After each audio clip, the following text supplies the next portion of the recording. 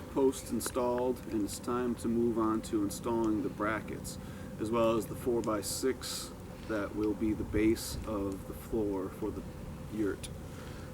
After looking around and trying a few different brackets, we decided that the two side-by-sides were best, because all the other ones only had one screw hole, and we wanted to make sure that it had the best support since it's going to be our floor.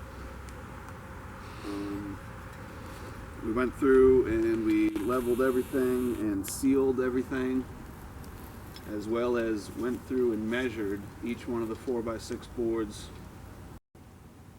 We just measured the 4x6 boards, and the next step is to install the brackets to the posts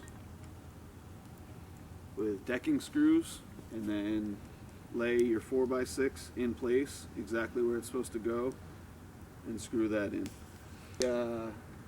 Measured pretty much to a T. We ran off in a few different spots because we had to move the sonotubes due to rocks or roots or stumps, and we ran into measuring problems later on. Well, not problems, but we just had to do a lot of calculating and a bit of math to figure out exactly what we needed to cut. So now that we had all the measurements done, we can lay them in place, screw them in, and once we got that, we'll be back to show you the next step. So to install these brackets, you simply place them on the top. Make sure you're in line with the center board, and we're using 2-inch screws, so they kind of meet in the middle. So all I'm doing to offset that is putting them in at a slight angle.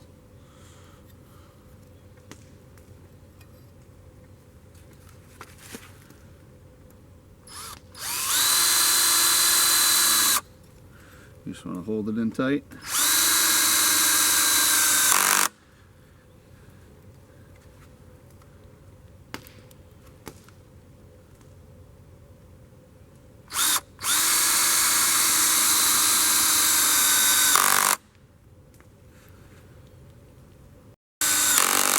And then repeat the steps on the other side.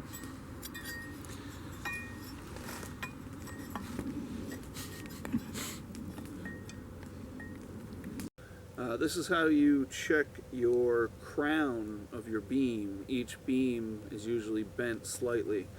So before you do that, you just want to go through, before you screw them on, and look to see if there's a slight bump in the middle of the board. Check it this way. It looks like we found our crown this way. We put a box on the end of it there, just to make sure that when we flip it back and forth, it doesn't get dirty and muddy and mucky the whole time. So here is the angle in which you want to check to see if the crown is on this side or the other side.